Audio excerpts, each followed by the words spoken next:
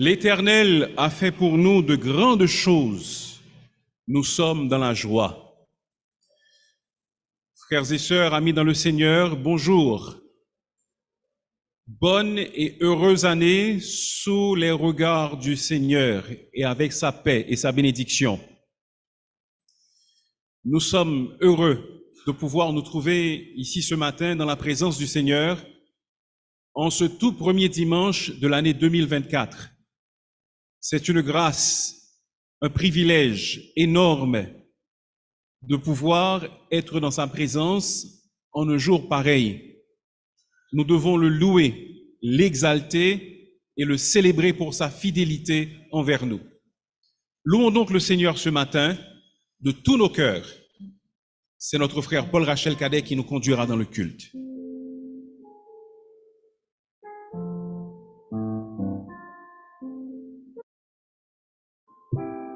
Chers frères et sœurs, bonjour. Et je profite pour saluer ceux-là qui nous suivent en direct sur Zoom, car aujourd'hui nous sommes à notre premier culte de l'année 2024. Et je me sens heureux en effet, comme a dit le pasteur. C'est un privilège énorme pour moi d'être là, car ce sont les grâces d'hier qui me permettent d'être là aujourd'hui. Je vous invite à adorer le Seigneur de tout votre cœur. Nous nous mettons debout, nous allons entonner le chant vers Jésus, lève les yeux. Et je vous suggère d'avoir toujours cette attitude envers notre Seigneur au cours de cette année. Après, nous aurons la doxologie et nous resterons dans cette posture jusqu'au chant gloire, gloire à l'Éternel. Entonnons vers Jésus, lève les yeux.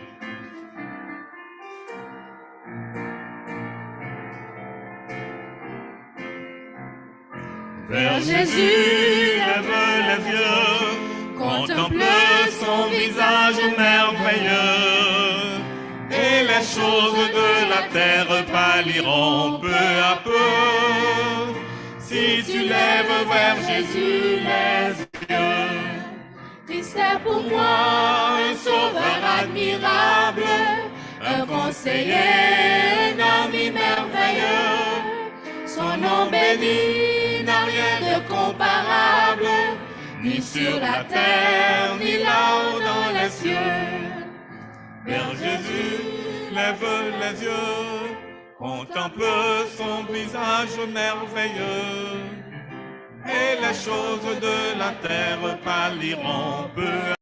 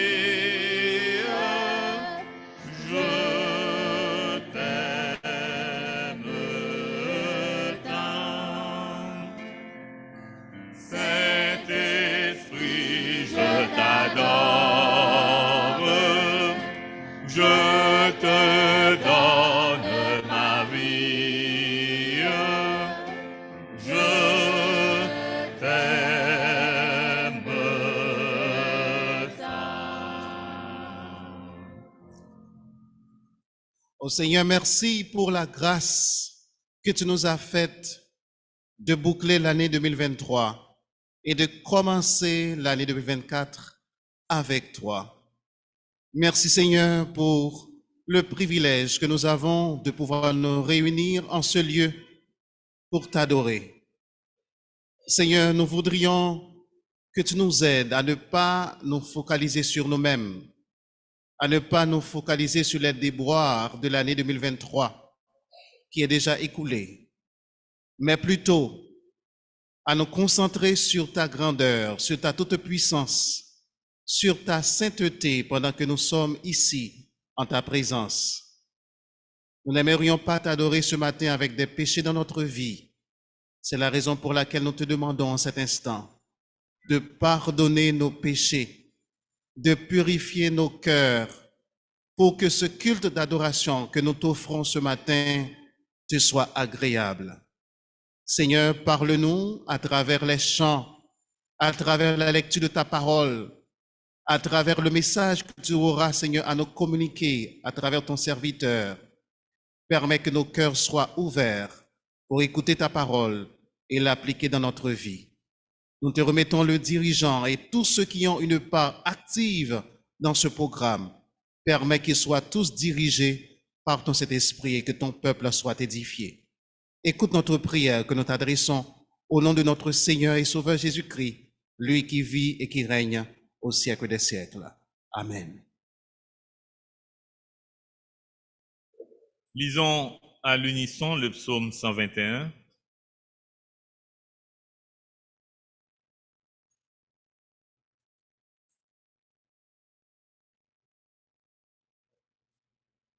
Je lève mes yeux.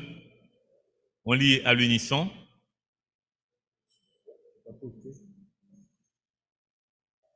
Nous lisons. Je lève mes yeux vers les montagnes, d'où me viendra le secours. Le secours me vient de l'Éternel, qui a fait les cieux et la terre, et ne permettra point que ton pied chancelle. Celui qui te garde ne sommeillera point. Voici, il ne sommeille ni ne dort, celui qui garde Israël. L'Éternel est celui qui te garde. L'Éternel est ton ombre à ta main droite. Pendant le jour, le soleil ne te frappera point, ni la lune pendant la nuit. L'Éternel te gardera de tout mal, il gardera ton âme. L'Éternel gardera ton départ et ton arrivée, dès maintenant et à jamais. Amen. Nous continuons avec les chants et nous entonnons « Gloire, gloire à l'Éternel », numéro 22 de nos livrets, chant d'espérance numéro 9.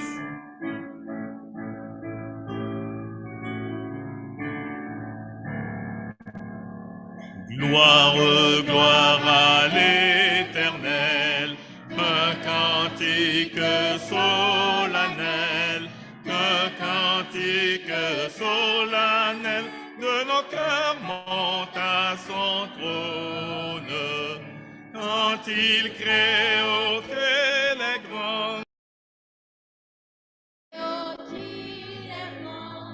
Il est juste en punissant, qu'il est bon quand il pardonne.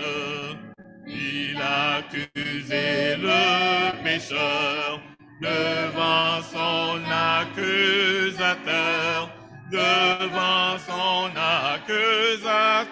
sans sa profonde misère. S'écrie en son effroi. Montagne tombée sur moi, cachez-moi de sa colère.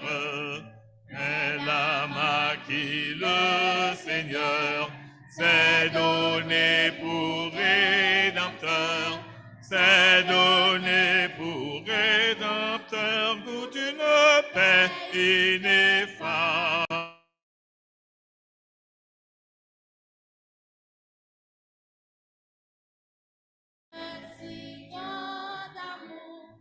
Elle se donne en retour à ce sauveur adorable. Ô gloire que t'es racheté, toujours chante tes bontés, toujours chante tes bontés de celui qui leur pardonne.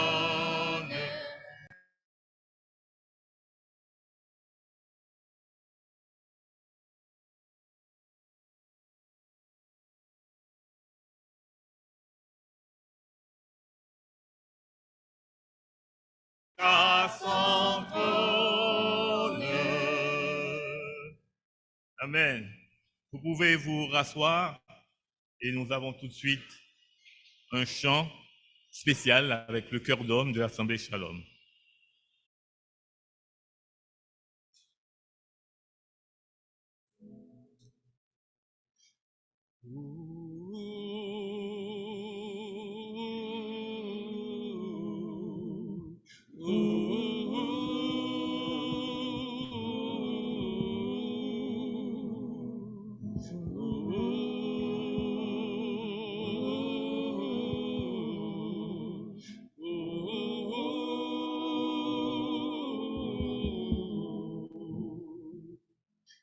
Protéger moi, c'est un roi d'amour. On délivre, pas j'en finis. Si c'est lui, même qui sauve moi, pas j'en manquer rien. Moi connais.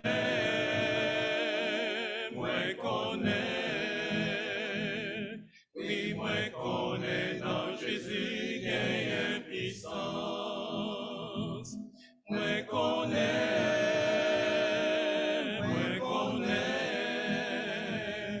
Oui, moi connais dans Jésus qu'il y a une puissance. Moi t'es fou, et moi t'es quitté.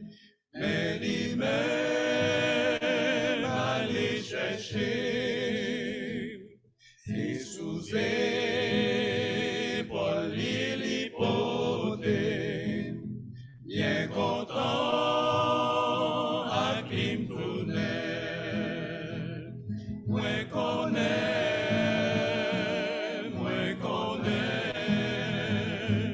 oui, moi connais dans Jésus qu'il y a une puissance. Moi connais,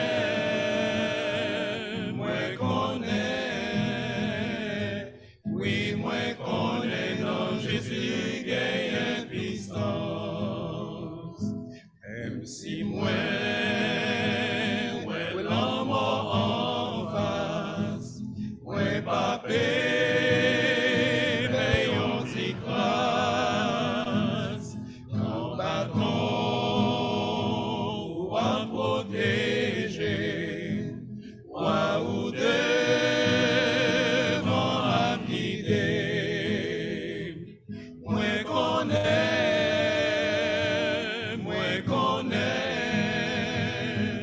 oui, moi connais dans Jésus qu'il y a une puissance. Moi connais,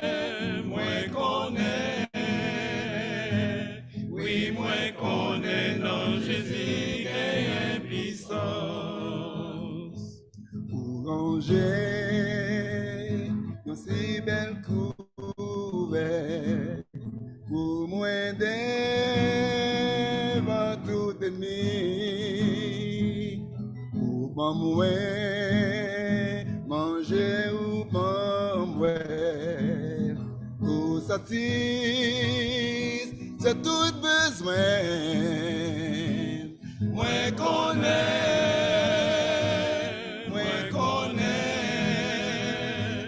oui, moi connais dans Jésus qu'il y a une puissance.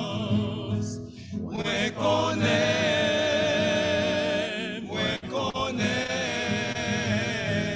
oui, moi connais dans Jésus qu'il y a une puissance. N'importe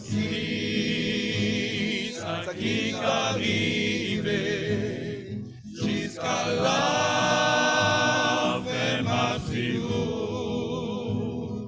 et puis non, c'est là ma chante grâce au qui va j'en finir. Moi connais,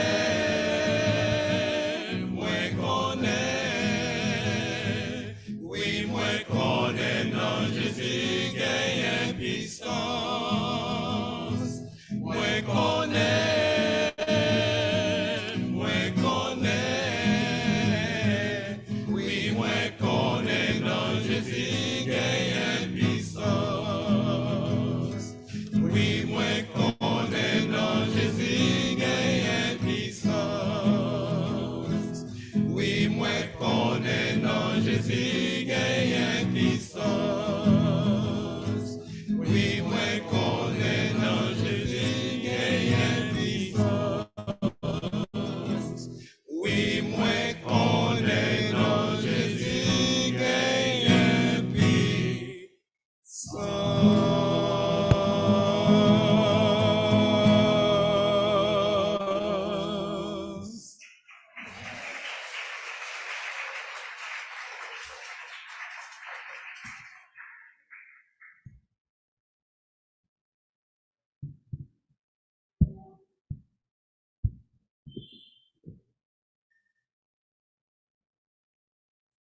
Frères et sœurs, amis, une fois de plus, bonjour.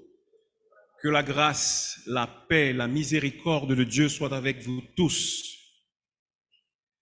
Nous vous souhaitons la bienvenue à notre service de ce dimanche 7 janvier 2024. Et nous aimerions saluer d'une manière particulière les gens qui nous visitent pour la première fois. Si parmi nous, il y a des personnes qui sont là pour la toute première fois, nous aimerions vous inviter à vous mettre debout de manière que nous puissions vous saluer. Y a-t-il des visiteurs parmi nous? Personne qui soit présent pour la première fois aujourd'hui? Ne soyez pas timide. Voilà, une amie avec nous. Y a-t-il d'autres personnes? D'accord. Pendant que vous vous tenez debout, on va vous apporter une fiche que vous voudrez bien remplir pour nous. D'accord, voilà. Nous avons 3 visiteurs avec nous ce matin. Nous saluons également, ça fait 4. Nous vous saluons tous qui, maintenant, vous nous écoutez via Zoom ou encore YouTube. Que le Seigneur vous accorde une grande bénédiction pendant que vous suivez ce service aujourd'hui. Nous voulons rappeler à l'intention de tous et particulièrement de nos visiteurs, premièrement, la vision de l'Assemblée Shalom. La vision de l'Assemblée Shalom est la suivante. À l'image de Christ, parvenir à aimer Dieu de tout notre cœur et nos prochains comme nous-mêmes. Donc, nous aspirons à vous aimer. Et la mission de l'Assemblée Shalom, c'est que l'Assemblée Shalom existe pour glorifier Dieu par une adoration pure et sincère, par l'édification des frères en vue du service, par l'évangélisation des perdus et par l'exercice de la compassion envers tous. Donc, une fois de plus, nous sommes très heureux de vous voir. N'oubliez pas, regardez les visages et après le culte, ne manquez pas de saluer ces personnes qui nous visitent. Vous pouvez remplir la fiche et vous pourrez la déposer dans la corbeille qui passera devant vous au moment de la collecte des offrandes. Merci, vous pouvez vous rasseoir. La liste des anniversaires de cette semaine, aujourd'hui 7 janvier, ramène l'anniversaire de naissance de Christelle Zéphir et de Senji Gaëtan Elias Charles. Le 8, Dina Gay-Guerrier, l'anniversaire de mariage de Jean Honel et Laurie-Claude Pierre. Le 12 janvier, l'anniversaire de naissance d'Edeline Telusma, de Marie-France Pierre-Pierre et de Richard Vernet. Si un anniversaire a été omis, s'il vous plaît, vous pouvez envoyer un message au numéro suivant, c'est le 28 15 73 49. Les activités hebdomadaires de l'Assemblée sont les suivantes. Donc 8 heures, le dimanche, bien sûr, c'est l'école du dimanche. 9 heures, c'est le culte d'adoration. Mercredi, à partir de 5h30, c'est la réunion de prière et l'étude biblique qui est diffusée à travers Zoom et également à travers YouTube. Les vendredis à 3h30, c'est une activité pour les enfants de 4 à 14 ans, le club des astronautes. Et les samedis, à partir de 4h de l'après-midi, c'est le temps de la jeunesse, CVB qui signifie Christ vient bientôt, ou encore connaissez votre Bible. En fait, au cours des 3 samedis qui viennent, se tiendra la conférence spirituelle des jeunes. D'habitude, la conférence se tient pendant 3 jours au début de l'année, le premier week-end. Mais cette année, on a adopté un format légèrement différent et j'invite Pasteur Telusma à venir nous faire un petit rappel en ce qui concerne la conférence spirituelle de la jeunesse de cette année. Alors, comme Pasteur Maxime vient de le dire, la conférence va se tenir tous les samedis, à partir de samedi prochain, samedi 13, samedi 20 et samedi 27 janvier, à partir de 4 heures de l'après-midi. Et le thème de cette année, c'est que, est-ce que les jeunes peuvent me rappeler le thème de la conférence? Mon Dieu peut faire infiniment au-delà de ce que je peux imaginer. Et ce thème est tiré de quel passage? C'est Éphésiens chapitre 3, le verset 20. Mon Dieu peut faire infiniment au-delà de ce que je peux imaginer. Donc nous aimerions que les jeunes commencent l'année avec la conviction que le Seigneur peut accomplir des exploits dans leur vie. Donc nous avons des conférenciers triés sur le volet qui seront présents pour vous présenter ces conférences. Chers jeunes, soyez présents. Et aussi, nous aurons un concours de visiteurs. Invitez les jeunes, d'autres personnes à venir prendre part à cette conférence. Nous aurons aussi un concours biblique qui va porter sur la première épître de Paul aux Thessaloniciens. Donc, préparez le premier chapitre de ce livre si vous voulez participer à ce concours et si vous voulez aussi gagner des primes. Donc, nous attendons tous les jeunes samedi prochain à partir de 4 heures. Nous attendons également toute l'Assemblée. Soyez présents pour commencer l'année avec cette conférence. Ayant pour thème, mon Dieu peut faire infiniment au-delà de ce que je peux imaginer. Merci. Une annonce de la part des mères à genoux. Les mères à genoux, c'est un groupe de femmes qui se consacrent à la prière pour les jeunes, les enfants de l'Église et les besoins de l'Église d'une manière générale. Les mères à genoux convient les mères à une nuit de prière le vendredi 12 janvier 2024 dans l'enceinte de l'Église à partir de 8 heures du soir. Et ce moment de communion sera suivi le samedi 13 janvier par la première rencontre hebdomadaire des mères à genoux en présentiel, tant attendue depuis le triste passage du Covid-19. Les mères se réunissaient en présentiel, mais depuis plusieurs années, cela n'est pas le cas, mais après la nuit de prière, se tiendra la première rencontre des mères à genoux en présentiel, le samedi 13 janvier donc. De plus, lors de cette rencontre, on procédera à l'investiture du comité dirigeant des mères à genoux et on présentera les responsables d'activité. C'est une innovation des mères à genoux. Votre présence chaleureuse va embellir ces moments de prière et de partage. Le PSA, qui est le programme de support académique, annonce que les activités de ce ministère reprennent dès demain.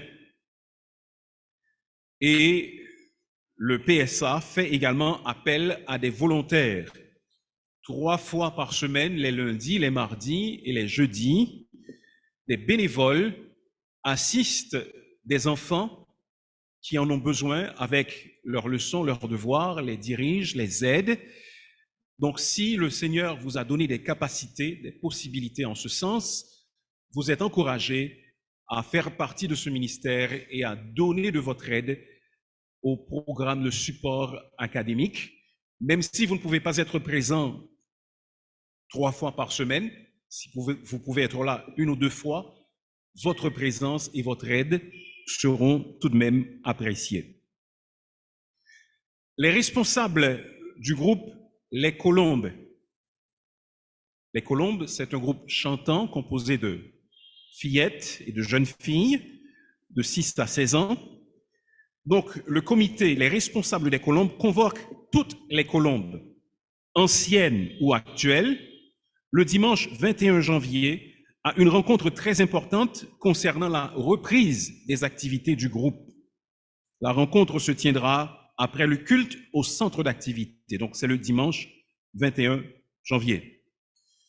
Cependant, ce ne sont pas seulement les Colombes qui vont se manifester le dimanche 21 janvier, les petits serviteurs également, qui seraient en quelque sorte la contrepartie des Colombes, présenteront un concert, Dieu voulant, le dimanche 21 janvier, dans l'après-midi. C'est un concert organisé tous les 2 ans et les petits serviteurs se préparent d'arrache-pied en vue de présenter un concert à notre Église.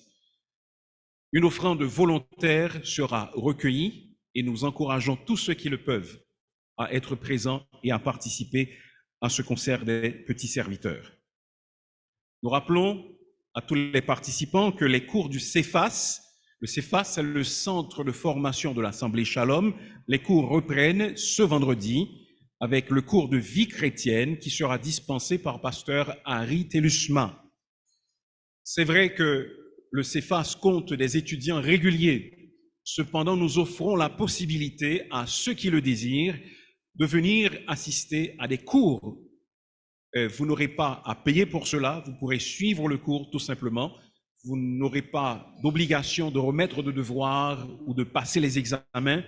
Vous pouvez être ce qu'on appelle un auditeur libre, donc venir et suivre le cours tout simplement. Si cela vous intéresse, vous pouvez me voir, bien vous pouvez voir pasteur Telusma après le culte, et même si vous n'avez pas la possibilité de nous voir, vous pouvez venir ce vendredi même à 4 heures au centre d'activité. Nous espérons, nous savons, nous pensons qu'il y aura de la place pour vous quand même. Voilà pour l'essentiel de nos annonces aujourd'hui. Je vous invite à lire avec moi le verset de la semaine que nous trouvons en Matthieu chapitre 16 et le verset 24. Matthieu 16, verset 24. Lisons ensemble. Alors, Jésus dit à ses disciples, « Si quelqu'un veut venir après moi, qu'il renonce à lui-même, qu'il se charge de sa croix et qu'il me suive. » Amen. Adorons le Seigneur maintenant avec nos offrandes. Ceux qui sont préposés à l'accueil sont invités maintenant à s'avancer pour recueillir les offrandes de l'Assemblée.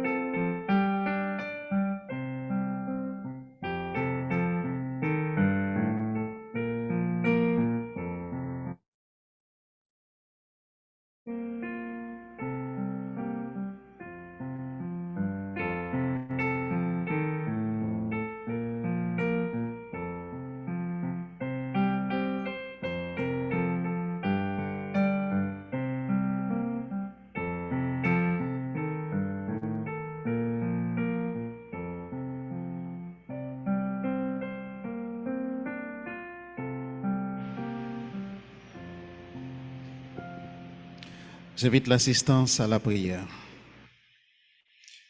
Notre Dieu, notre Père, notre cœur devrait déborder de joie ce matin. Notre cœur devrait déborder de gratitude lorsque nous pensons à ce que tu as fait pour nous, Seigneur, tout au long de l'année 2023 qui est derrière nous. Seigneur, tu as été fidèle envers chacun de nous, même quand nous étions infidèles dans nos engagements. Tu as été patient envers nous. Lorsque nous avons commis des péchés, tu ne nous as pas abandonnés, tu ne nous as pas rejetés. Tu t'es montré patient envers nous. Seigneur, tu as été pour nous au cours de l'année écoulée un berger, un protecteur, un pourvoyeur, un consolateur. Merci Seigneur pour ce que tu as fait pour nous. Merci pour ta miséricorde. Merci pour ta bonté envers nous, Seigneur.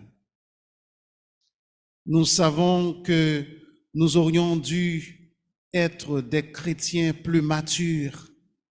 Nous aurions dû être plus impliqués dans le ministère, dans ton travail, à cause du salut en Jésus-Christ, à cause des dons que tu nous as donnés pour te servir.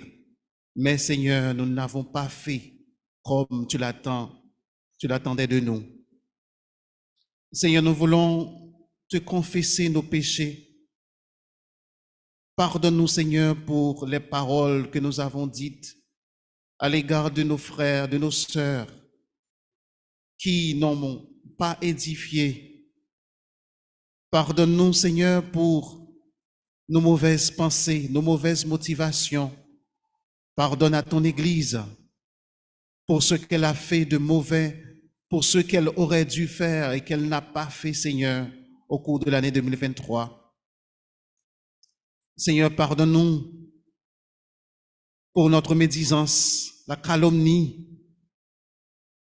Pardonne-nous, Seigneur, pour notre négligence, notre indifférence à l'égard de ceux qui souffrent, à l'égard de ceux qui sont autour de nous, qui ont besoin d'entendre le message de ta parole, le message de l'Évangile, qui ont besoin d'un soulagement. Mais Seigneur, nous n'avons pas été toujours conscients de leurs besoins. Nous prions que tu nous pardonnes pour nos péchés. Seigneur, nous voulons te remettre cette année 2024. Nous savons qu'il y a des défis qui nous attendent. Nous savons que le malin ne va pas changer d'agenda.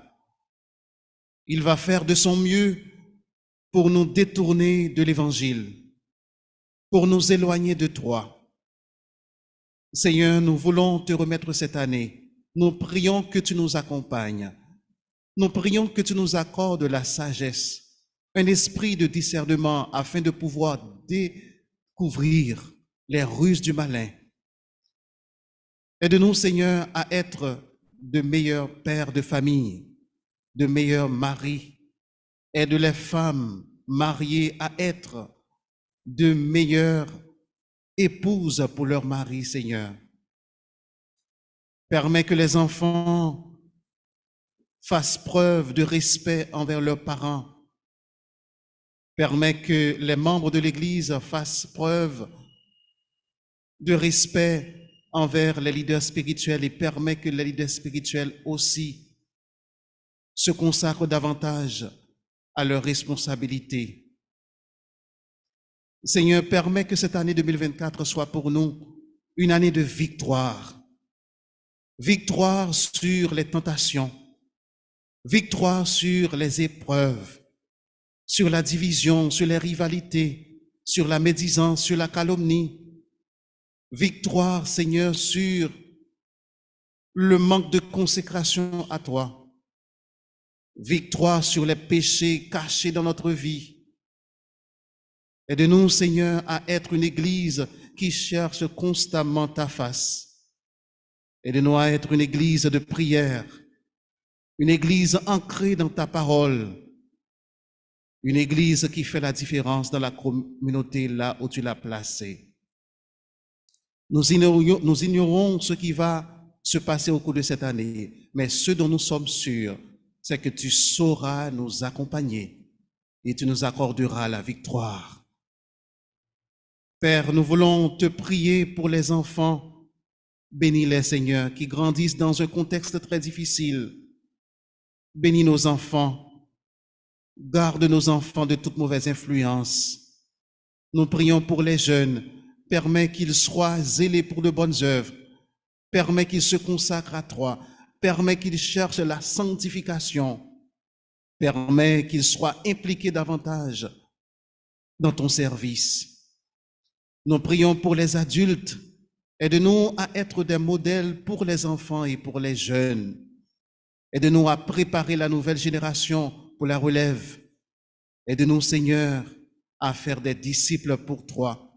Nous prions pour les personnes âgées également.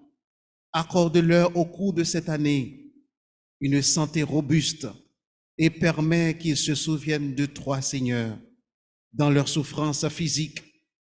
Permets qu'ils se souviennent que tu ne vas jamais les abandonner, tu sauras être à leur côté. Nous remettons les défis auxquels nous aurons à faire face. S'il te plaît, Seigneur, aide-nous à garder la foi, aide-nous à dépendre de toi, aide-nous, Seigneur, à ne jamais oublier que tu es le Dieu tout-puissant, le Dieu qui peut faire au-delà même de ce que nous pouvons imaginer. Souviens-toi de notre pays qui a connu des moments très difficiles au cours de l'année 2023. Seigneur, accorde-nous la paix cette année pour que nos enfants puissent aller à l'école, pour que nous puissions vaquer à nos activités. Nous remettons les dirigeants qui ont le leadership de ce pays. Permets qu'ils soient guidés, Seigneur, par ton Saint-Esprit. S'ils te connaissent, mais s'ils ne te connaissent pas, permets qu'ils prennent la décision de se donner à toi, Seigneur. Permets qu'ils soient conscients de la gravité de notre pays et qu'ils se mettent au travail. Seigneur, nous te remettons notre assemblée, nous te remettons le leadership de l'Église. Accorde-nous la sagesse de diriger ton peuple vers la maturité spirituelle au cours de cette année 2024. Nous comptons sur toi, nous espérons en toi et nous sommes sûrs, Seigneur, que tu ne vas pas nous abandonner. Dans quelques instants, nous allons écouter ta parole. Tu as un message pour chacun de nous. Permets que nos cœurs soient prêts à le recevoir. S'il y a parmi nous des gens qui ne te connaissent pas, permets que ce matin, qu'ils prennent la décision de se donner à toi pour qu'ils commencent l'année avec toi. Écoute la prière que nous t'adressons, non en fonction de nos mérites, mais au nom et par les mérites de ton Fils Jésus-Christ, à qui reviennent la gloire, la puissance, l'autorité au siècle des siècles. Amen.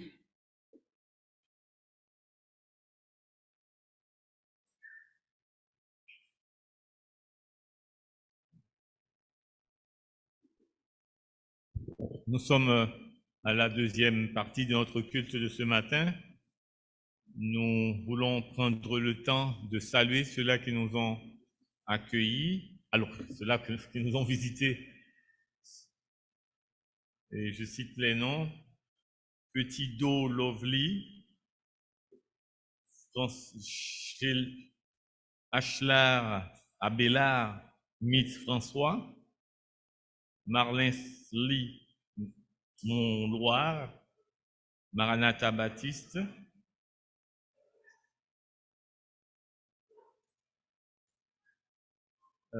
c'est le plaisir et pour l'Assemblée Shalom, comme chaque dimanche, on prend le temps de saluer les gens qui nous ont visités et de leur passer cette fiche pour que nous puissions rester en contact avec eux. Et c'est un plaisir pour nous de vous inviter encore à nous visiter, que ce soit pour une réunion de prière quand nous sommes en présence ou pour un autre culte du dimanche. Je demande à l'Église de s'apprêter à faire la deuxième lecture du jour qui sera faite par notre frère Patrick Hippolyte, d'ouvrir la Bible en Matthieu 4. Et Patrick Hippolyte lira pour nous du 12e au 22e verset. Mais en attendant, je demande aux enfants de passer à leur classe, au culte préparé à leur intention. On passe de ce côté.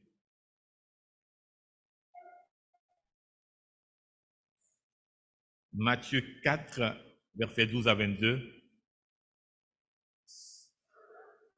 Le frère Patrick Hippolyte fera la lecture.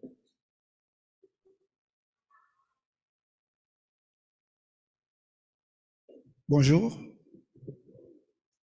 Comme il est déjà annoncé, nous allons faire la deuxième lecture en Matthieu 4, du verset 12 au 22e verset. Matthieu 4, 12 à 22. Jésus, ayant appris que Jean avait été livré, se retira dans la Galilée. Il quitta Nazareth et vint demeurer à Capernaum, situé près de la mer, dans le territoire de Zabulon et de Nephtali, afin que s'accomplisse ce qui avait été annoncé par Ésaïe, le prophète: le peuple de Zabulon et de Nephtali, de la contrée voisine de la mer, du pays au-delà du Jourdain et de la Galilée des Gentilles, ce peuple-là, assis dans les ténèbres, a vu une grande lumière. Et sur ceux qui étaient assis dans la région et l'ombre de la mort, la lumière s'est levée. Dès ce moment, Jésus commença à prêcher et à dire: repentez-vous, car le royaume des cieux est proche. Comme il marchait le long de la mer de Galilée, il vit deux frères, Simon, appelé Pierre, et André, son frère, qui jetaient un filet dans la mer, car ils étaient pêcheurs. Il leur dit: suivez-moi, et je vous ferai pêcheurs d'hommes. Aussitôt, ils laissèrent les filets et le suivirent. De là étant allé plus loin, il vit deux autres frères, Jacques, fils de Zébédée, et Jean, son frère, qui étaient dans une barque avec Zébédée, leur père, et qui réparaient leurs filets. Il les appela, et aussitôt ils laissèrent la barque et leur père, et le suivirent. Amen.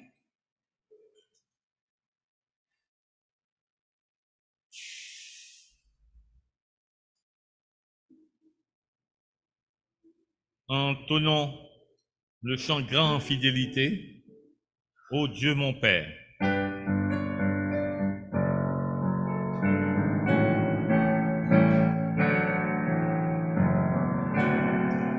En fidélité, ô Dieu mon Père, c'est toi nulle trace de changement. Tes compassions ne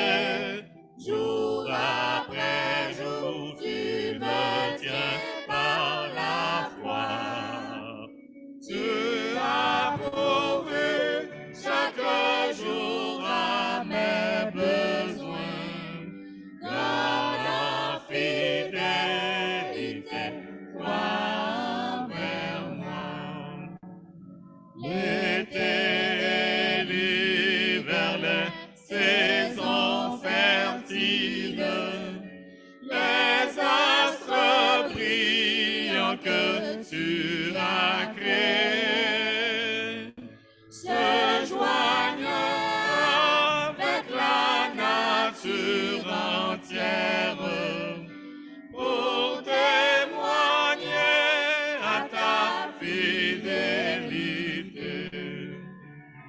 Dans la fidélité.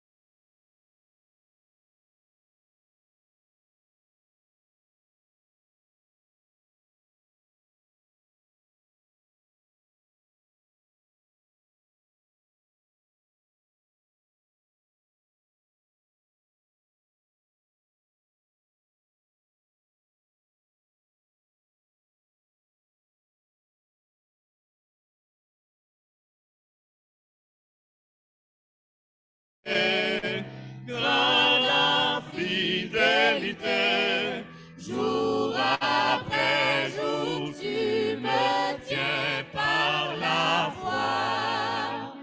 tu as pourvu chaque jour à mes besoins. Dans la fidélité, toi envers moi. Amen. Sommes-nous décidés à suivre Jésus? Continuons de chanter le numéro 166 de nos livrets. Je suis décidé. Je suis décidé à suivre Jésus, sans reculer, sans reculer. Vous pouvez vous mettre debout pour entonner ce dernier chant.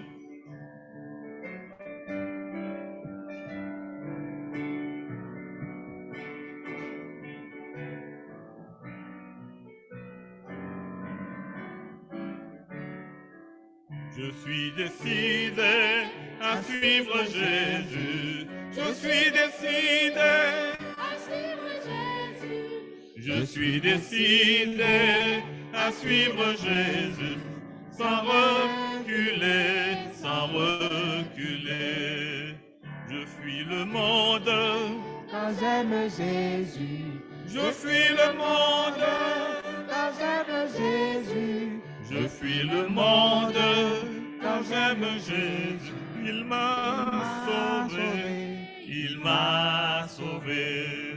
Malgré l'épreuve, je veux le suivre. Malgré l'épreuve, je veux le suivre. malgré l'épreuve, je veux le suivre.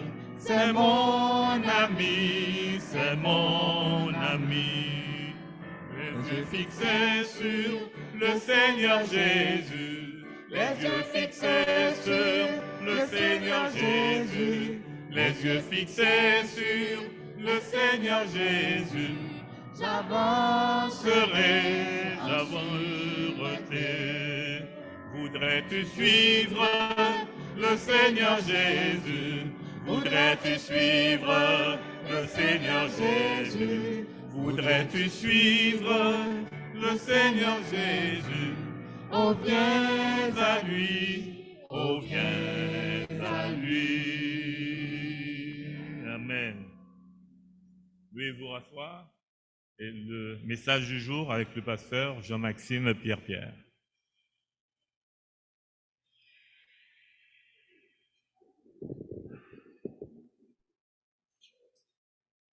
Nous allons lire ce matin pour le message de la parole de Dieu dans l'évangile de Marc, chapitre 8. Mais avant que nous fassions la lecture, nous aimerions rappeler à tous que premièrement, nous disposons de calendrier d'activités pour l'année 2024. Le calendrier d'activités pour l'année 2024 est uniquement à l'intention des membres de l'Église. Nous disposons également de calendriers de lecture biblique en un an. Donc, ils sont disponibles maintenant. Si vous voulez recevoir un calendrier de lecture de la Bible en un an, vous pouvez lever la main. Nous allons vous les passer maintenant. Mais si vous êtes membre, alors n'oubliez pas de réclamer également à votre sortie un calendrier d'activités pour l'année 2024. Vous serez ainsi au courant des activités prévues et vous pourrez planifier vos activités en fonction de celles qui ont déjà été planifiées par l'Église.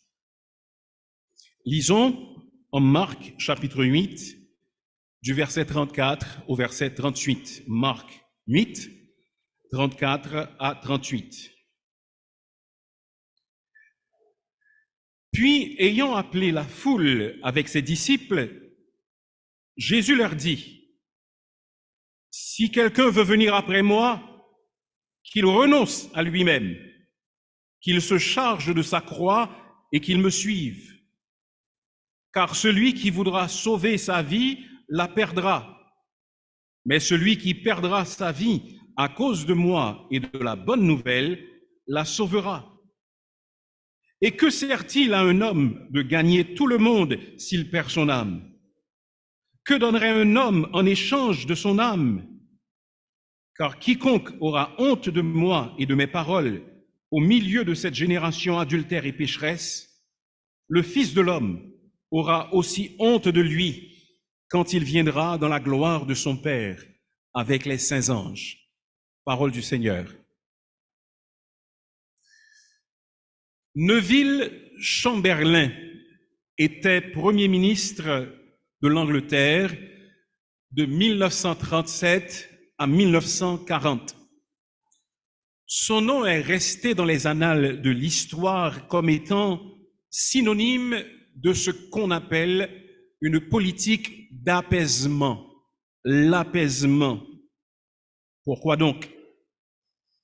C'est parce que face aux démarches expansionnistes de l'Allemagne nazie, Chamberlain a voulu apaiser Hitler. En 1938, par exemple, lors d'un accord historique appelé accord de Munich, Chamberlain a accepté que Hitler annexe de manière illégale une partie de la Tchécoslovaquie.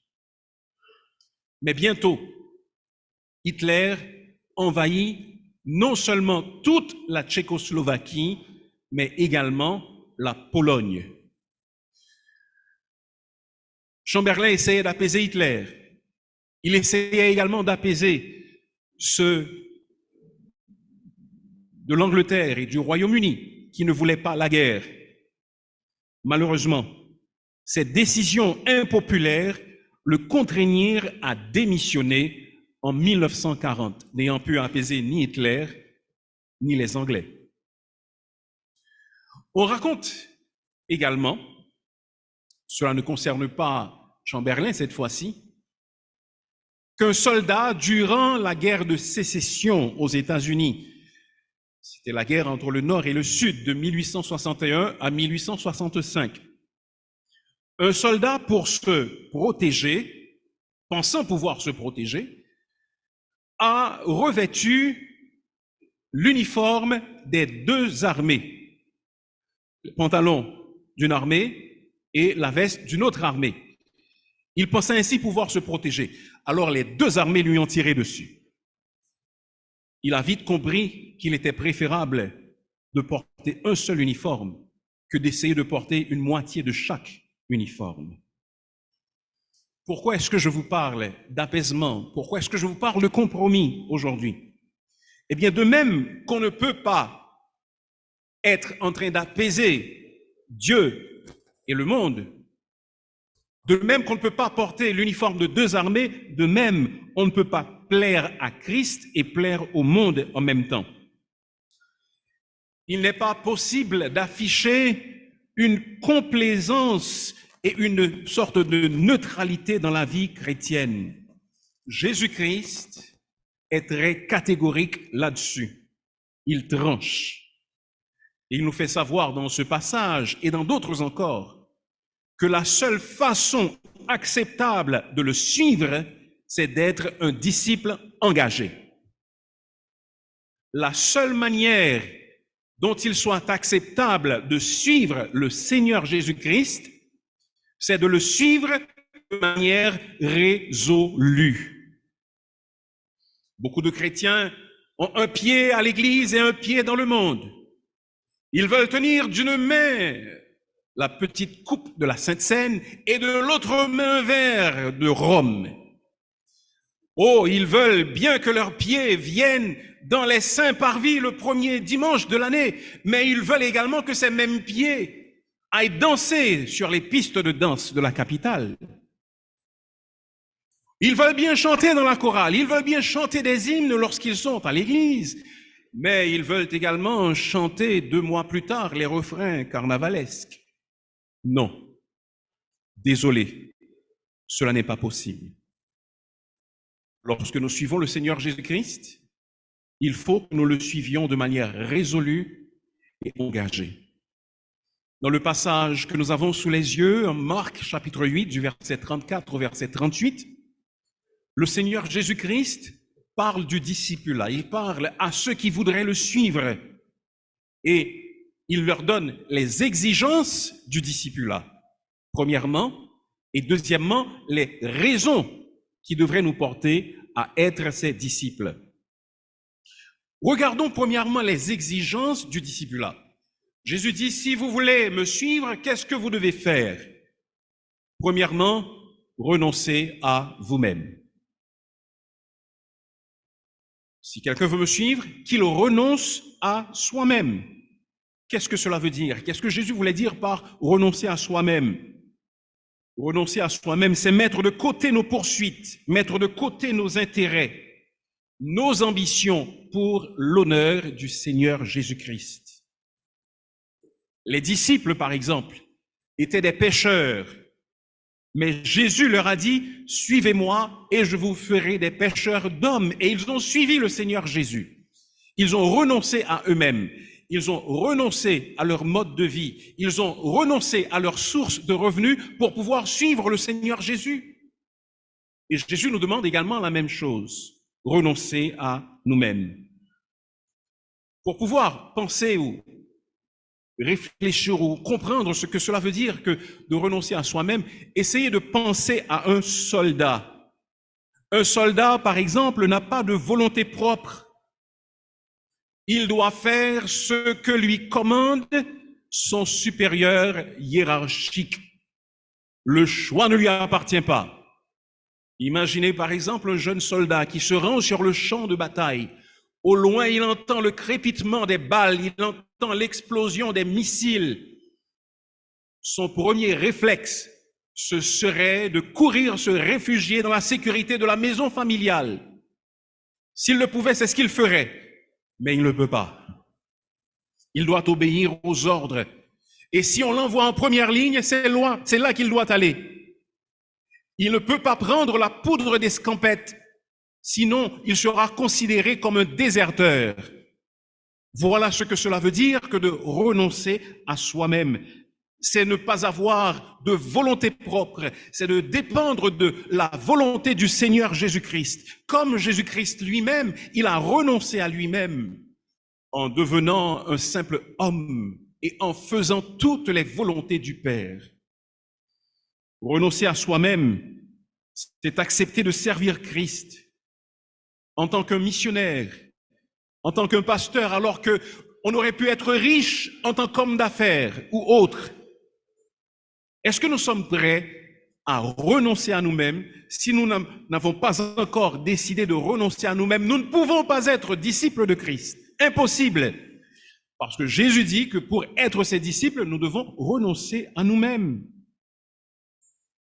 Sommes-nous prêts donc à renoncer à nous-mêmes? Jeune homme, tu rêves peut-être des milliers de dollars que tu vas gagner en montant telle entreprise.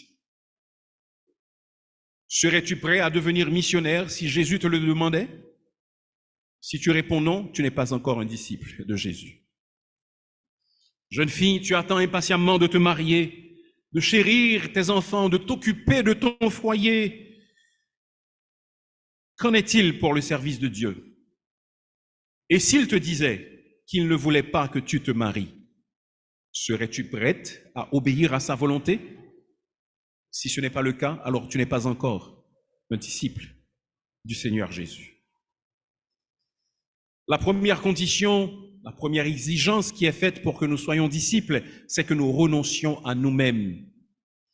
La deuxième condition que le Seigneur Jésus-Christ établit pour que nous soyons disciples, c'est que nous nous chargions de notre croix. Dans l'Évangile selon Luc, il est dit que nous devons nous charger chaque jour de notre croix. Peut-être que nous ne comprenons pas la profondeur de ces paroles que Jésus-Christ a adressées à ceux qui l'écoutaient. Mais la croix était un instrument de supplice utilisé par les Romains. La crucifixion était un châtiment pénible. D'ailleurs, ce châtiment ne s'appliquait qu'aux non-romains. Celui qui était condamné à la crucifixion pouvait rester en vie pendant des jours. D'ordinaire, les suppliciés ne mouraient pas avant 36 heures. La soif les dévorait. Des convulsions secouaient leur corps, dénudés et exposés à cause des crises de tétanos induites par les clous qui déchiraient leur chair. Des maux de tête insupportables les accablaient. La souffrance était intense. Ce châtiment était appliqué aux crimes les plus odieux, tels que la trahison, la désertion, le vol, la piraterie, l'assassinat, la sédition. Et les Romains faisaient précéder la crucifixion de la flagellation, c'est-à-dire qu'on fouettait brutalement celui qui allait être crucifié. Et la victime devait lui-même porter sa propre croix, tout comme on l'avait fait à Jésus. Le Seigneur Jésus n'aurait pas pu choisir une image plus choquante pour parler à ses disciples de la souffrance qu'ils devraient être prêts à endurer pour le suivre. C'est comme si aujourd'hui je vous disais, excusez l'image si elle vous choque, c'est comme si je disais aujourd'hui, si vous voulez me suivre, vous devez porter votre pneu en bandoulière. J'espère que vous comprenez. Prendre sa croix chaque jour, c'est donc être prêt à subir les souffrances, la honte et même la mort pour le nom du Seigneur Jésus-Christ. C'est être prêt à suivre Jésus sur le chemin étroit, périlleux, solitaire, difficile et ténébreux du calvaire. Être prêt à endurer la honte pour lui s'il le faut. Le Seigneur, en nous demandant, en nous invitant à être ses disciples, ne nous appelle pas à une vie d'aise, à une vie de confort. Bien au contraire, le Seigneur nous appelle à une vie de sacrifice et à une vie de renoncement. L'apôtre Paul nous dit en 1 Corinthiens chapitre 9, versets 25 et 26, « Tous ceux qui combattent s'imposent toute espèce d'abstinence et ils le font pour obtenir une couronne incorruptible. Mais nous, faisons-le pour une couronne incorruptible. » La vie chrétienne, c'est s'imposer constamment des abstinences. Dans le Nouveau Testament, le chrétien est comparé à un soldat, il est comparé à un athlète, il est comparé à un laboureur. Ces trois professions exigent des efforts soutenus de la part de ceux qui les exercent. La vie chrétienne n'est pas une vie facile. Dans le Nouveau Testament, Jésus nous demande donc à être ses disciples. Qu'avons-nous déjà accepté d'endurer pour Jésus? Si nous ne sommes pas prêts à endurer les privations ordinaires, simples de la vie, comment pourrions-nous faire face à la persécution? Comment pourrions-nous dire que nous sommes prêts à porter notre croix pour le Seigneur Jésus? La troisième condition, la troisième exigence que Jésus fait, après celle de renoncer à soi-même et de prendre chaque jour sa croix, c'est de le suivre. Suivre Jésus, cela veut dire aller où Jésus nous appelle tout en restant près de Jésus. Quand par exemple un remorqueur tire un véhicule qui est en panne ou pour quelque autre raison, là où va le remorqueur, c'est là que va le véhicule. Parce que le véhicule est attaché au remorqueur. Si vous suivez quelqu'un à pied ou en voiture, vous devez aller là où va la voiture et vous devez rester aussi près que possible de cette personne. Vendredi, nous étions sortis, nous étions 3 voitures et à un certain moment, nous nous sommes perdus en cours de route. C'est-à-dire l'une des voitures a perdu les autres. Et on a dû attendre et les autres ont dû rebrousser chemin jusqu'à ce qu'on reforme cette petite caravane. Eh bien, suivre Jésus, c'est ça. C'est rester assez près de lui pour ne pas nous éloigner de lui et pour nous assurer que là où il veut que nous allions, c'est là que nous allons de fait. Suivre le Seigneur Jésus, c'est vivre comme veut Jésus. C'est parler comme parlerait le Seigneur Jésus. C'est s'unir au peuple de Jésus. C'est donner à la cause de Jésus de notre argent, de notre temps, de nos avoirs. C'est nous soumettre à la loi de Jésus. C'est souffrir s'il le faut pour le nom de Jésus. Voilà les exigences que Jésus donne pour que nous puissions le suivre et pour que nous puissions être ses disciples. Qu'en est-il pour vous et moi? Pouvons-nous vraiment nous appeler des disciples de Jésus? Avons-nous choisi de le suivre coûte que coûte? Avons-nous déjà pris notre croix?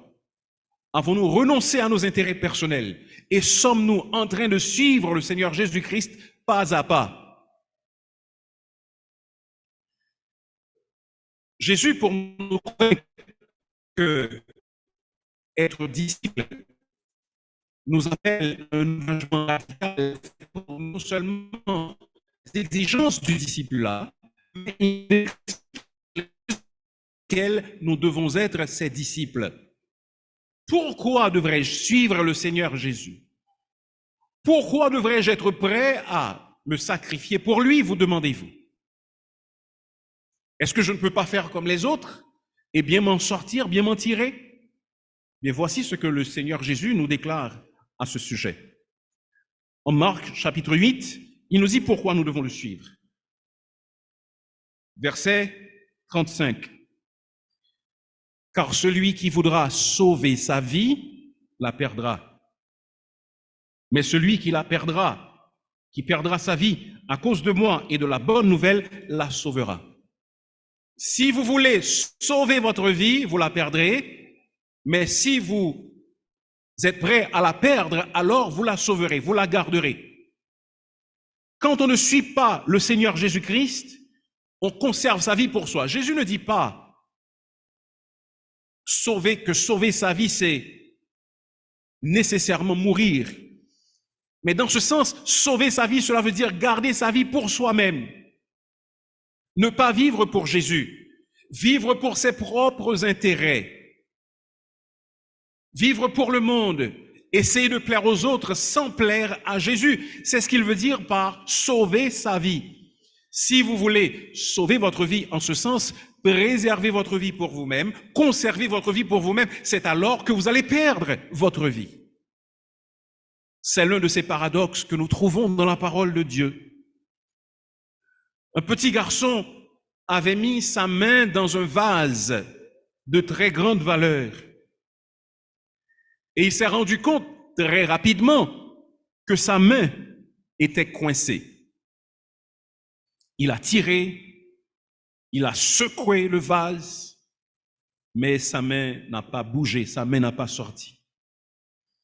Alors il s'est mis à crier, et ses parents sont vite venus à sa rescousse. Après avoir essayé de toutes sortes de manières de sortir la main de l'enfant du pot, sans succès, Alors les parents ont décidé de casser le pot. Il n'y avait plus aucun autre choix. Alors, avec beaucoup de soin, ils ont cassé ce pot de grande valeur. Et lorsqu'enfin le pot a été cassé et que la main de l'enfant était libre, alors les parents se sont rendus compte que l'enfant tenait fermé dans sa main une pièce d'1 centime. Il ne voulait pas lâcher prise. Et juste pour pouvoir tenir cette pièce d'1 centime, un pot de grande valeur a été brisé. Nous faisons exactement la même chose quand nous conservons notre vie pour nous-mêmes. Nous pensons que, en gardant notre vie pour nous-mêmes, nous sommes bien, nous nous amusons, que ça va bien. Mais bien au contraire, en gardant notre vie pour nous-mêmes, nous sommes en train de perdre notre vie. La vie que nous aurions pu vivre pour Dieu, ce que Dieu aurait pu réaliser avec nous, toutes les potentialités que Dieu a mises en nous pour son service, nous les gaspillons. Parce que nous vivons pour nous-mêmes. C'est pourquoi le Seigneur Jésus-Christ dit que si vous voulez sauver, préserver, conserver votre vie, alors vous la perdrez. Regardez, le Seigneur Jésus-Christ a appelé Pierre, Jacques, Jean, André. Ils étaient de simples pêcheurs de poissons, mais Jésus-Christ les a appelés à être des pêcheurs d'hommes. C'est une vocation bien plus noble. Peut-être qu'au moment de quitter leurs affaires, ils pensaient qu'ils allaient perdre tous leurs biens, qu'ils n'auraient pas de quoi nourrir leur famille. Mais bien au contraire, Jésus s'est servi de ces hommes incultes, de peu d'éducation, d'hommes ordinaires, pour que vous et moi, aujourd'hui, nous ayons cette Bible. Pour que vous et moi, aujourd'hui, nous ayons des exemples d'hommes qui ont vécu pour le Seigneur Jésus-Christ. Écoutez, le Seigneur Jésus ne rendra pas votre vie misérable. Bien au contraire, lorsque vous lui cédez votre vie, c'est alors que vous aurez le bonheur. Je connais le Seigneur Jésus-Christ depuis plus de 40 ans. Je ne l'ai jamais regretté à un instant de ma vie. Et je suis sûr qu'il en est de même pour ceux qui se considèrent des disciples de Jésus. Même si vous avez eu à souffrir pour le Seigneur Jésus, je ne pense pas que vous puissiez dire « Oh, je regrette d'être chrétien ». Jamais. Oh, il y a beaucoup de choses que beaucoup de personnes ici auraient pu réaliser. Vous auriez pu être célèbre dans le monde. Vous auriez pu, peut-être à un très jeune âge, prendre votre retraite parce que vous auriez pu tant gagner, mais vous avez choisi de servir le Seigneur Jésus-Christ et vous n'allez pas le regretter. On ne regrette jamais d'être disciple du Seigneur Jésus. Jésus dit que non seulement vous devez me suivre parce que sauver votre vie, c'est la perdre, mais perdre votre vie, c'est la sauver. Mais deuxièmement, parce que perdre votre âme, c'est la plus grande perte qui soit. Jésus dit, mais que servirait-il à un homme de gagner tout le monde s'il perd son âme? Votre âme, c'est ce que vous avez de plus précieux. Et refuser de suivre Christ, c'est être exposé à perdre son âme. Votre âme durera toujours. Votre âme ne mourra jamais. Toutes les possessions terrestres, toutes les gloires de ce monde, frères et sœurs, sont passagères. J'aimerais que vous puissiez le comprendre, que nous puissions embrasser cette vérité, particulièrement les jeunes. Écoutez, vous accordez tant d'importance à des choses qui sont futiles, qui sont passagères.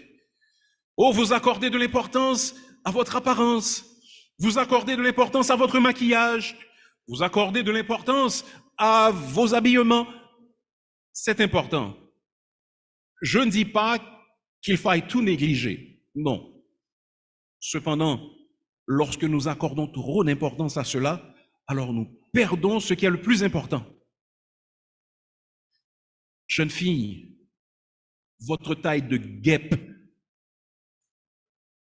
que vous aimez à contempler tant dans le miroir, ne sera plus une taille de guêpe, ce sera comme, de préférence, une taille d'éléphant. Dans quelques années, je ne le dis pas pour vous dévaloriser. Comprenez ce que je veux dire. J'aimerais que vous compreniez ce qui va arriver à votre corps. Ne lui donnez pas autant de valeur. Oh, vous les haltérophiles, vous qui aimez la culture physique, c'est bien. Cependant, l'apôtre Paul dit que la piété a plus de valeur que l'exercice physique, car l'exercice physique est utile quand même, mais il est utile à peu de choses, tandis que la piété est utile à tout, ayant la promesse de la vie présente et de celle qui est à venir. Je ne dis pas qu'il ne faille pas faire d'exercice.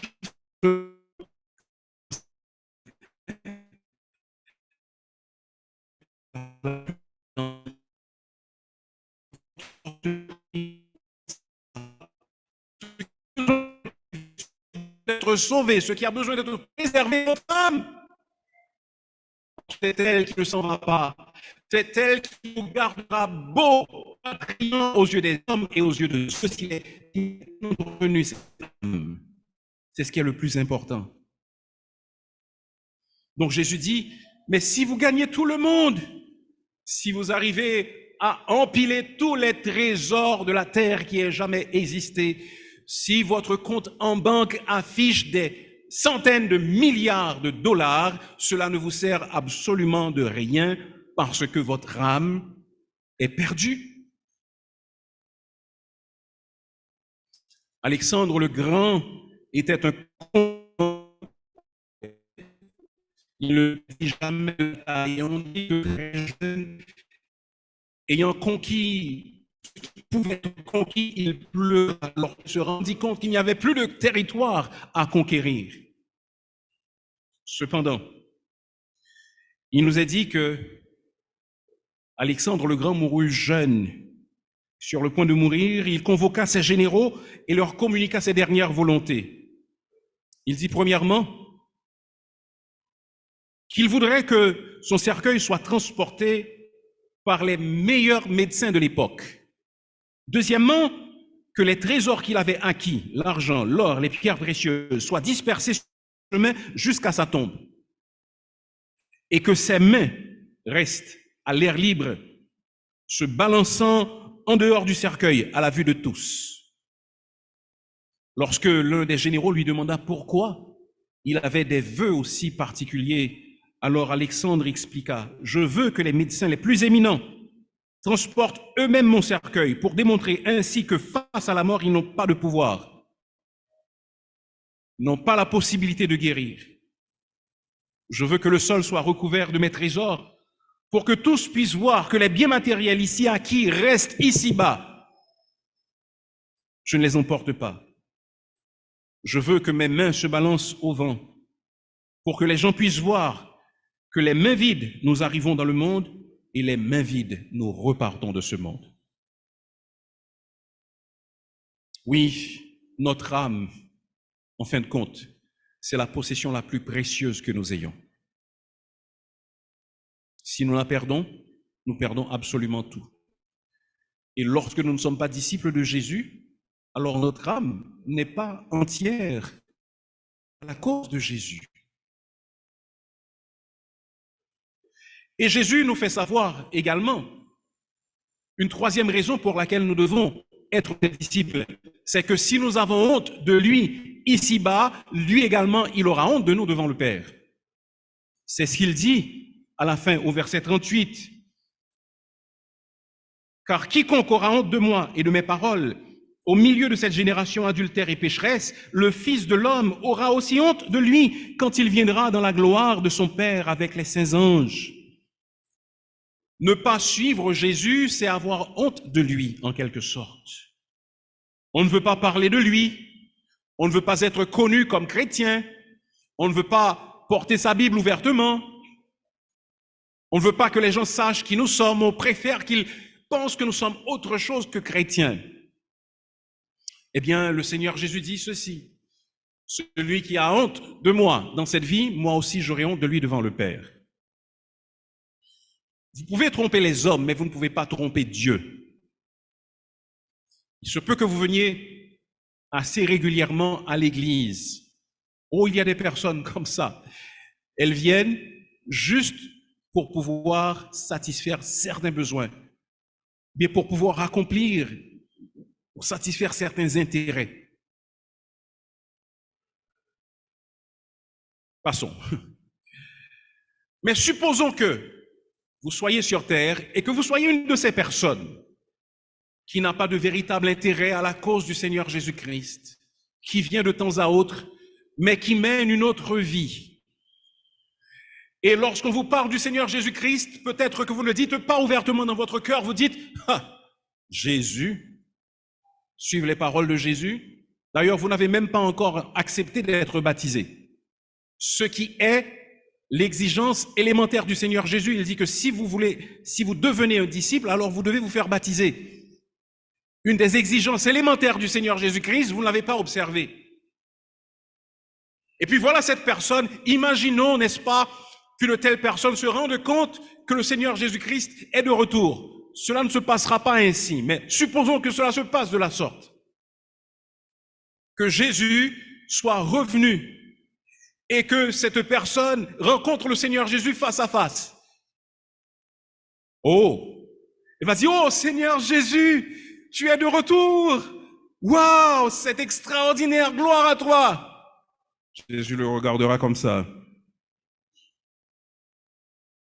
Vous savez, l'Apocalypse dit que le Seigneur Jésus-Christ a des yeux comme des flammes. Il voit au fond de notre cœur. Ses regards percent notre âme. Nous pouvons tromper les hommes, mais nous ne pouvons pas le tromper. Il connaît nos motifs les plus profonds. Il peut voir au travers de notre hypocrisie.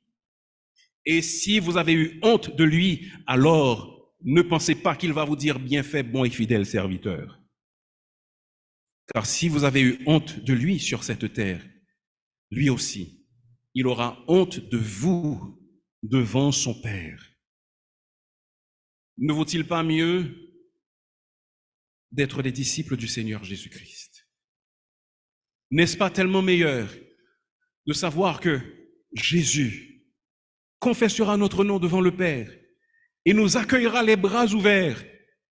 Au mieux, n'est-ce pas, pour de telles personnes, ce sera, comme le dit 1 Corinthiens chapitre 3 et le verset 15, des personnes qui seront sauvées à travers le feu. Cela veut dire que vous comparaîtrez devant le tribunal de Christ et que vous ne recevrez aucune couronne, aucune récompense, et que l'entrée dans le séjour céleste vous sera à peine accordée. Au pire, il y en a qui s'entendront dire par le Seigneur Jésus-Christ, « Retirez-vous de moi, je ne vous ai jamais connu, vous qui commettez l'iniquité. » Certains prétendent suivre le Seigneur Jésus-Christ, mais ils ne le connaissent pas. Et en ce jour, leur véritable nature sera dévoilée par le Seigneur Jésus. Autant être un disciple authentique de Jésus. Mais bien aimés, la seule manière acceptable de suivre Jésus-Christ, la seule manière acceptable d'être un disciple de Jésus-Christ, c'est d'être un disciple engagé. Nous pas capables de disciples modélagués. Il faut que nous soyons des disciples engagés. Jésus nous donne les exigences pour que nous soyons ses disciples. Nous devons renoncer à nous-mêmes, nous charger chaque jour de notre croix et le suivre. Il nous donne les raisons également pour lesquelles nous devons être ses disciples. C'est parce que, premièrement, ce que nous avons de plus précieux, c'est notre âme. Parce que si nous conservons notre vie pour nous-mêmes, nous allons perdre notre vie. Mais si nous la perdons pour le Seigneur Jésus-Christ, nous allons la gagner. Et c'est également parce que si nous ne sommes pas ses disciples devant le Père, Perpétue, une chrétienne, est née en l'an 176 en Afrique du Nord, dans une ville appelée Carthage. Elle était issue d'une famille aisée. Son père n'était pas chrétien, mais sa mère et ses frères servaient fidèlement le Seigneur. Perpétue était brillante et jolie. Elle se maria, elle eut un enfant. En 202, un empereur appelé Septime Sévère a promulgué un édit, un décret contre les chrétiens. Alors Perpétue a été assignée à résidence. Lorsque son père la supplia de renoncer au christianisme, elle lui parla et lui dit, « Père, regarde ce pot. Est-ce que tu vois ce récipient? C'est un pot. Il n'est pas autre chose qu'un pot. Alors moi, c'est ce que je suis. Je suis une chrétienne. Je ne peux pas dire que je suis autre chose qu'une chrétienne, parce que c'est ce que je suis. » Perpétue fut jetée en prison. Lui ayant rendu visite, son père la suppliait avec sanglots, en sanglots, de renoncer à sa foi. Elle refusa.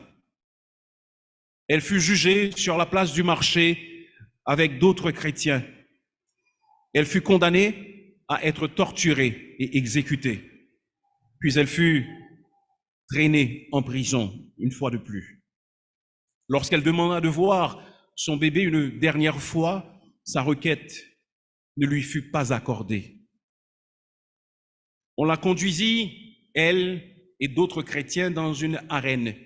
C'est un grand stade. Et là, elle attendit la mort. Une vache sauvage l'attaqua à coups de corne et la lança en l'air. Mais elle ne mourut pas. Elle se précipita vers l'un de ses compagnons d'infortune pour lui porter de l'aide.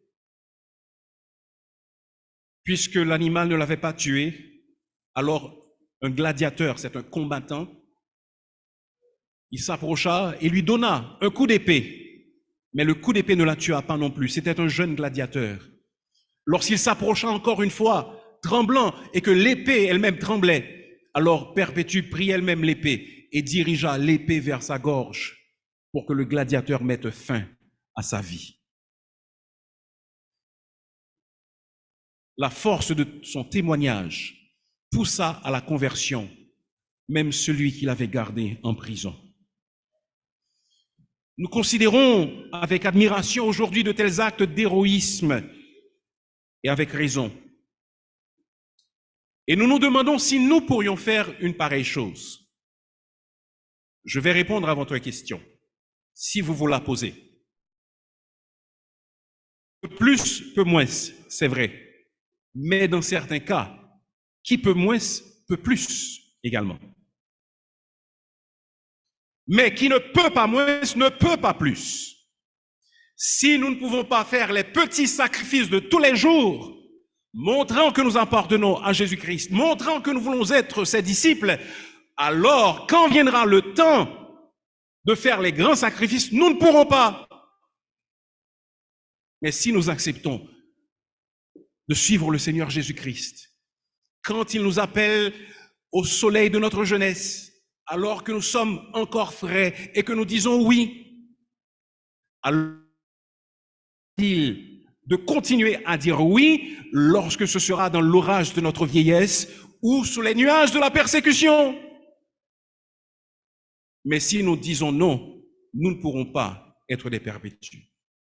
Si nous disons oui, il nous donnera la grâce d'être comme elle. Mais si nous disons non, cela ne sera pas possible. Détrompons-nous. Détrompons-nous. Chers amis, nous sommes au seuil d'une nouvelle année. Une année nouvelle que Dieu, dans sa grâce, nous a accordée. Je sais que le temps est aux résolutions. Alors je vous invite à prendre la résolution d'être un disciple du Seigneur Jésus cette année. Il nous est dit en Actes au chapitre 11 et au verset 26 que c'est à Antioche que les disciples furent appelés des chrétiens. Qu'est-ce que cela veut dire? Cela veut dire que avant d'être appelés des chrétiens, les chrétiens étaient connus comme étant des disciples. Si nous appartenons à Jésus-Christ, alors nous n'avons d'autre choix que d'être des disciples du Seigneur Jésus. Si nous acceptons d'être des disciples du Seigneur Jésus, alors ne nous en faisons pas. Le Seigneur s'occupera de nous. Il prendra soin de nous. Et si un jour l'heure de la persécution, l'heure des difficultés sonne, alors il sera à nos côtés pour nous accompagner. Mais si nous vivons notre vie de manière égoïste pour nous-mêmes, ne tenant pas compte des appels répétés du Seigneur Jésus-Christ à le suivre, alors arrivé au soir de notre vie, nous regarderons le paysage de notre existence et nous serons frustrés, nous serons attristés, parce que nous n'aurons pas choisi d'être des disciples du Seigneur Jésus. Pour ne pas connaître un tel sort, pour ne pas éprouver une telle tristesse, pour ne pas apparaître la tête baissée devant le Seigneur Jésus-Christ, alors aujourd'hui, choisissons d'être ses disciples. Pas aux heures faciles uniquement, pas seulement pour sauver la face, pas seulement pour faire plaisir à un père, à une mère, pas seulement pour pouvoir gagner le cœur d'une jeune fille ou d'un jeune homme, mais sincèrement, profondément, ayant renoncé à nous-mêmes, ayant choisi de nous charger chaque jour de notre croix et de suivre le Seigneur Jésus-Christ. Oh, que notre Église serait différente, que le monde serait différent si les églises étaient remplies de disciples du Seigneur Jésus-Christ. Et pas seulement de gens qui portent le nom de chrétiens, mais qui ne sont pas des disciples du Seigneur Jésus. Par la grâce de Dieu, cette année, soyons une telle Église. Prions le Seigneur. Dieu notre Père, nous voici devant toi en ce début d'année. Merci pour Jésus ton Fils, qui a donné l'exemple suprême. Lui-même a renoncé à lui-même, s'est chargé de sa croix et a suivi ta volonté jusqu'à la mort. Aide-nous donc à suivre son exemple. Ô Dieu, tu dis dans ta parole que si un seul est mort, tous donc sont morts, et qu'ils doivent vivre non plus pour eux-mêmes, mais pour celui qui est mort et ressuscité pour eux. Aide-nous à comprendre cette profonde mais simple vérité. Jésus est mort pour nous donner la vie, alors nous devons vivre pour lui jusqu'à notre mort. Accorde-nous cette grâce, nous t'en prions. Pendant que vos yeux sont fermés, vos têtes baissées, je vous invite à réfléchir à vous-même. Je vais vous demander de poser une action pendant que vous m'écoutez. Si vous savez, pas par orgueil, mais dans votre cœur, vous savez déjà, dans votre vie, que vous êtes un disciple de Jésus. Pas pour que les autres le voient, mais devant le Seigneur, je sais que je le suis. Est-ce que vous voulez vous mettre debout pour dire, oui, je sais que je suis un disciple de Jésus et je renouvelle mon engagement à Jésus pour continuer à être un disciple de Jésus. Est-ce que vous voulez vous mettre debout pour lui? Je suis un disciple de Jésus, je renouvelle mon engagement à le suivre. Souvenons-nous, le Seigneur Jésus a des regards de flamme. Nous ne pouvons pas le tromper. Gloire à Dieu. Maintenant, ne regardez pas, gardez les yeux fermés. Nous ne voulons cibler personne, nous ne voulons gêner personne. C'est quelque chose qui doit se faire dans nos cœurs. Maintenant, quelques-uns diraient peut-être, je sais que je ne suis pas encore un disciple de Jésus, mais je prends la résolution cette année de l'être. Je veux que le Seigneur m'aide à être son disciple cette année. C'est là ma prière. Si c'est votre prière, mettez-vous debout, sans contrainte. Si ce n'est pas là votre désir, restez là où vous êtes, parce que le Seigneur Jésus sait toutes choses. Le Seigneur sait, le Seigneur voit. Père éternel, voici ton peuple devant toi. Tu vois toutes ces personnes qui se sont mises debout, disant qu'elles sont déjà ou qu'elles veulent être tes disciples. Sers-toi donc de cette armée et ne permets pas, Seigneur, que ce soit un mensonge. Nous ne voulons pas croire que c'est un mensonge. Nous voulons croire que c'est vrai.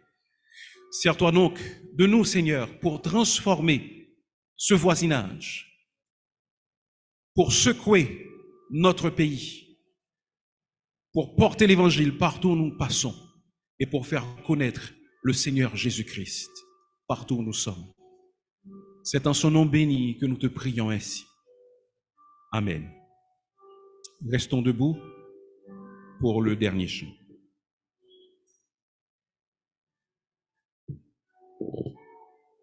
Nous entonnons le dernier chant de ce matin au seuil de la nouvelle année.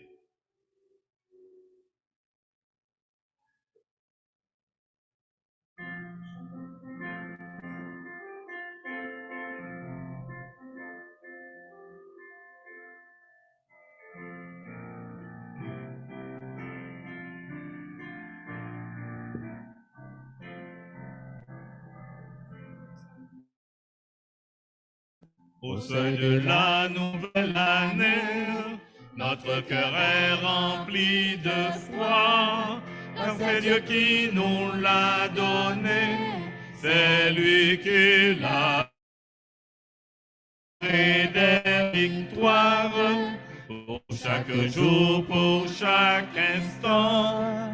Il manifestera sa gloire comme le Dieu Tout-Puissant.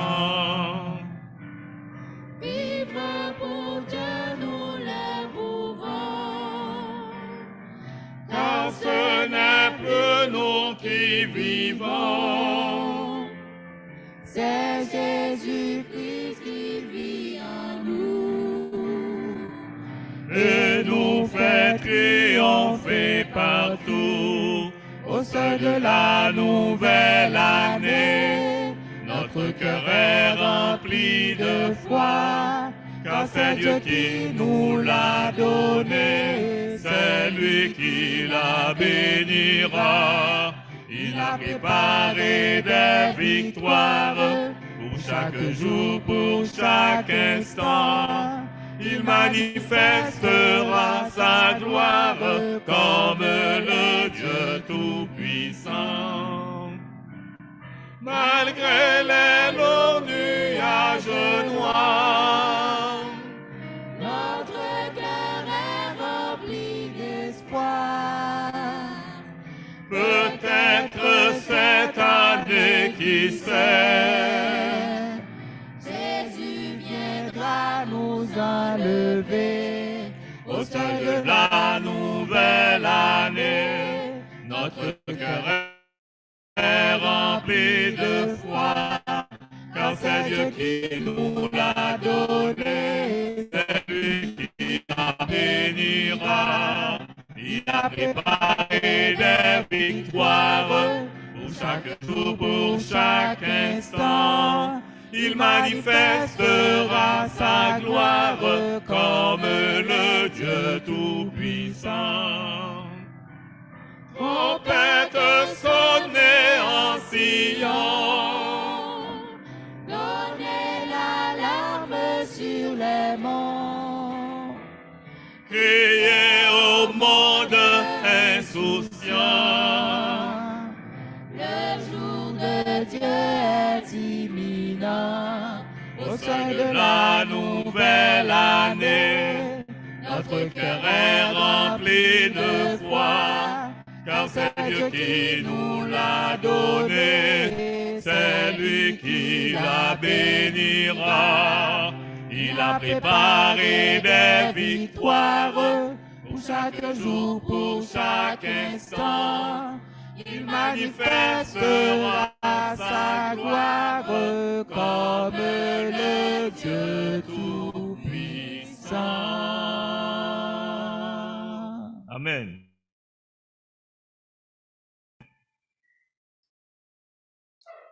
Recevons la bénédiction. Que l'Éternel nous bénisse et qu'il nous garde. Que l'Éternel fasse luire sa face sur nous et qu'il nous accorde sa grâce. Que l'Éternel tourne sa face vers nous et qu'il nous donne la paix. Amen. Vous attendez que le pasteur sorte et vous pouvez vous asseoir, mais Baptiste Maranatha, Lovely Petitot, Abélard François, Marlène Lee Montloire, les pasteurs se feront le plaisir de vous saluer à la porte. Donc, encore une fois, bienvenue. Shalom et bon dimanche.